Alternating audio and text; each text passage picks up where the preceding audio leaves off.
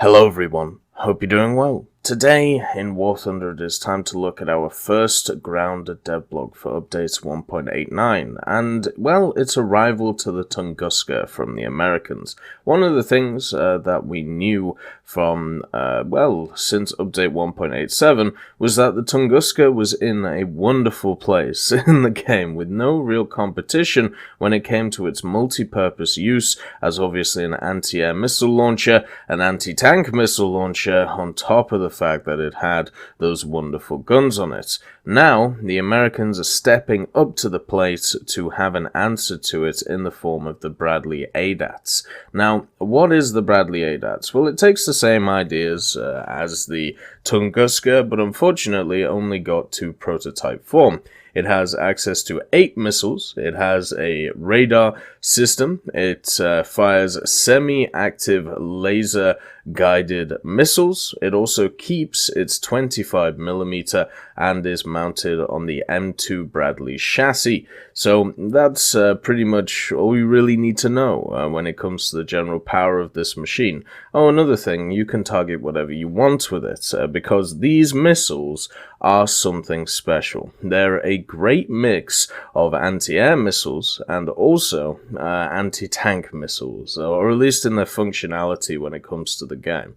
The first thing to understand is the missile's propulsion system is a Hercules low-smoke solid fuel rocket, and it can go up to, at least in real life, Mach 3, and has a maximum effective range of 10 kilometers. Now, against high-speed targets, so probably jets, its range is only 8 kilometers, so still massively outranging anything that we have in-game, especially when it comes to its speed. So once again, goodbye helicopters. The ceiling of the missile as well is 7,000 meters, so getting away from this is going to be quite hard to do. The only thing that's going to save you in the air is the fact that it may not turn very well, and therefore sometimes you'll miss. But the main thing is it also has the killing power of a TOW-2 missile when it comes to the ground. This is great at killing aircraft. It should one-shot pretty much anything it gets close to, but also it has 900mm of effective penetration. Now, this is where the Tunguska falls off. The missiles, even though they can get into cracks, get into small areas of enemy vehicles and, fire in, well, the Bradley ADATS instead can just go through a lot of armor. Yes, it is obviously a HE warhead, so therefore the composite armor is going to be incredibly good from it from modern MBTs, but let's say this thing gets downed, and by the way, there's no way this thing isn't 10-0. Like, I can't even think of a world where this isn't 10-0, especially with the Tunguska at the BR that it sits at. But if you go up against anything, even the side of anything, or even the front of many things, you should easily be able to go through the front of it with the missiles that you have on offer on this machine. If you want a little bit of history on the Bradley ADATS, basically in the late 1980s, they tried to come up with an idea of this multi-role, multi-purpose machine. They built 4 of these, and they actually wanted to use the M113 chassis, which of course was very famous at the time for being something to mount these multi-purpose systems on, but unfortunately it was way too heavy. So instead they used the Bradley chassis. They made 4 prototypes, and I believe they also made 4 production ones. It was seen as a general success, but the problem was money. Normally with America, money isn't really something that normally stops development, but even in a time where you have systems which are slightly or slowly going out of date, such as these, ground-to-air systems, because of basically people outranging them or finding ways around the said, I suppose you'd call them SAM sites in the end of the day. But the main thing is with the Bradley ADATS, the program was just seen as too expensive, and the role that it was filling was a role that was required, but it would be much better to establish stuff like air superiority, and also it would be much better to establish it through different means, such as the pre-existing SAM systems that the Americans used. Anyway, moving back to the game.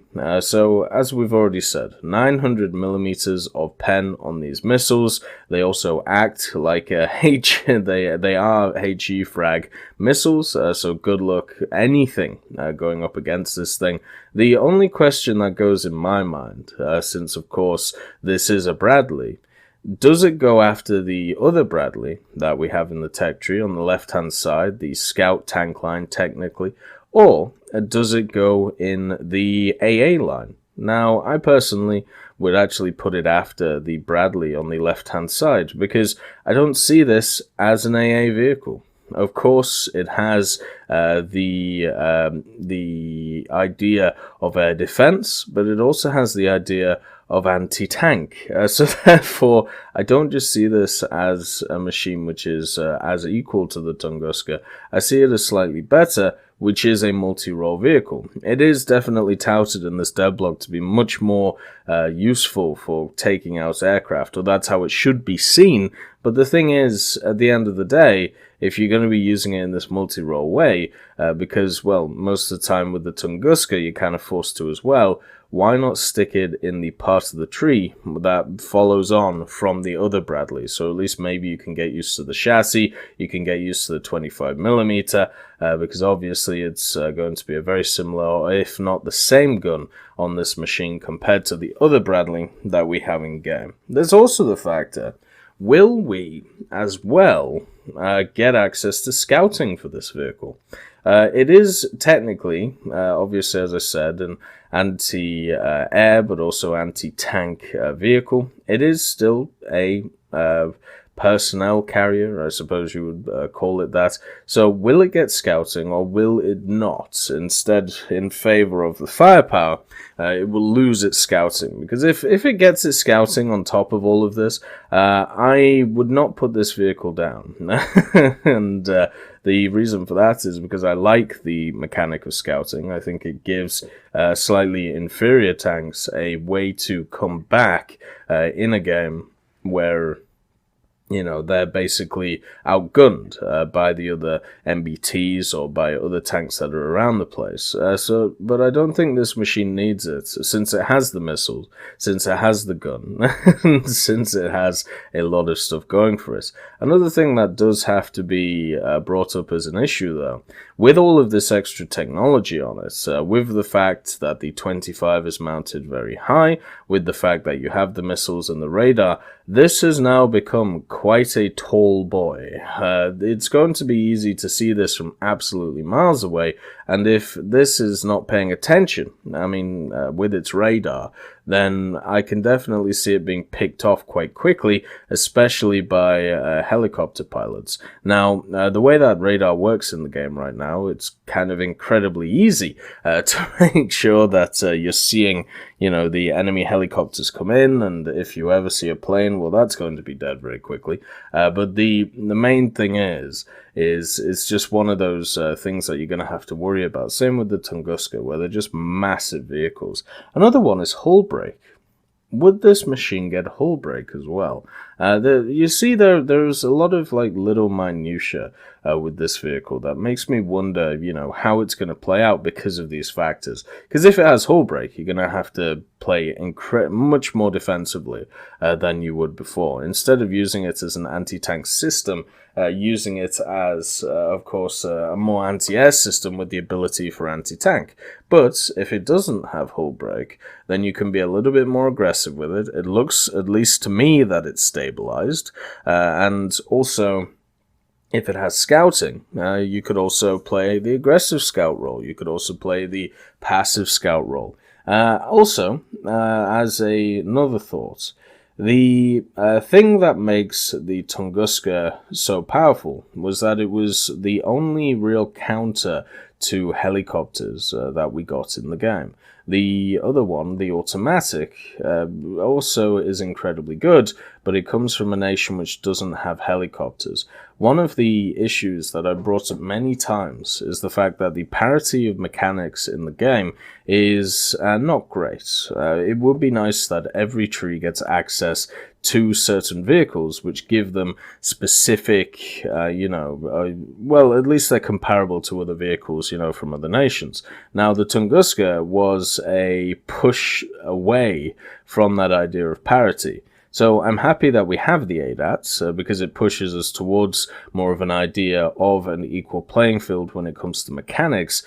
But the question is, what do you give other nations? Because the question was never, what does America get? The question was, what do you give Britain? What do you give Japan? What do you give Italy? And even with Britain, you kind of have something similar, but it isn't the same as an ADATS, and it ain't the same as a Tunguska. It's basically a Reaper weapon system mounted on a chassis. No armaments, no nothing. Then, if we have a look at the Germans, they have a Gepard, which can mount Stingers. The issue with this is obviously Stingers are fire and forget, so they're not the same as these semi-active laser-guided missiles that are on this Bradley, and they're definitely not the same as the Tunguska. So it's a hard, tough world to see what other nations get, and I'm sure we're going to get a bunch of different prototypes and stuff coming along. Also, with these new big, I suppose you'd call them CAS killers in the game, especially this one with its range of 8 kilometers, the question is, when are we going to get the CAS which can outrange them? Because there is a reason why these types of machines fell out of favor. And it wasn't because they didn't do their job well or they didn't fulfill their objective. It was the fact that planes, in general, especially ground forces, would outrange them, were able to go past the 10-kilometer mark, making these things pretty much redundant unless they were not found out, which, well, let's just say they were always found out. So even a machine like the A-10 Warthog, which has been slated for coming maybe, in the near future, even maybe this patch, has missiles such as Mavericks, which can fire up to 22 kilometers 22 kilometers of their maximal distance or their operational range. Now, if you don't know how they work, you have a little targeting computer in your cockpit. You line up the targeting computer with a dot on the ground.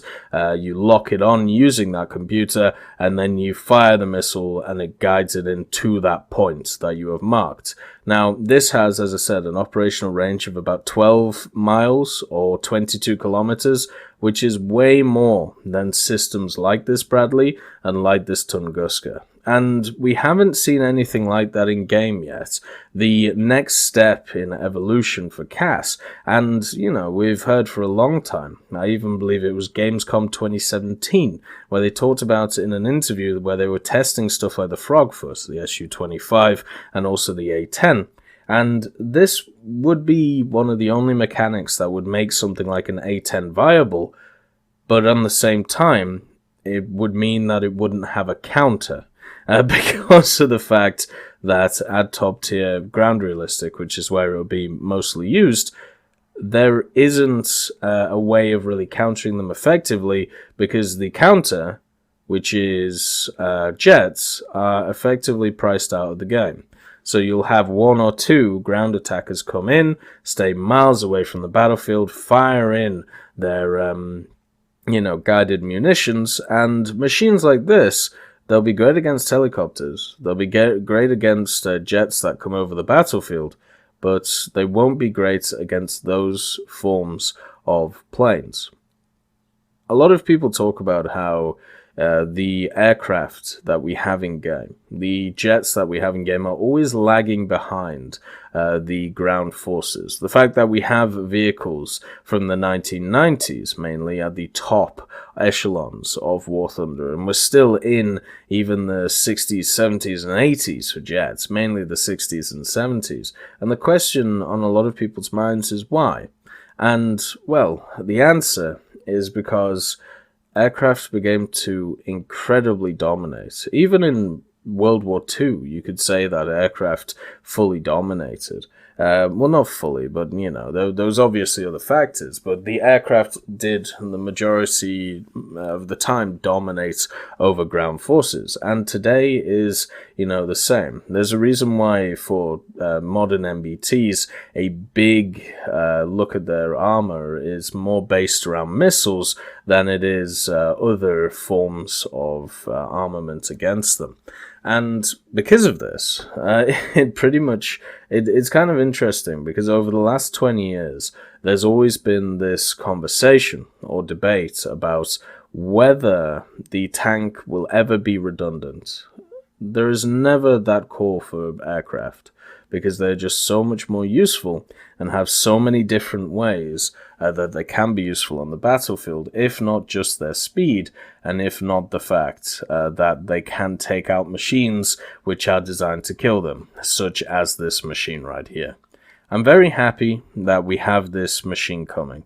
I would like to see what other nations get, which is similar to it, because of the fact that America was never the nation that I was worried about. It was everybody else. So hopefully, with this edition, with some more parity and mechanics across the nations, this is a positive move. I just want to see what other nations get. Anyway, I hope you all have a wonderful day, and I'll see you next time. I'd just like to thank B. Young, Blackie, Daniel Stanton, Dyslexic Child, Martinez, Matati, Moxie, Nito, Nick Graham, Alobralo, and Super Cacti for supporting me on Patreon.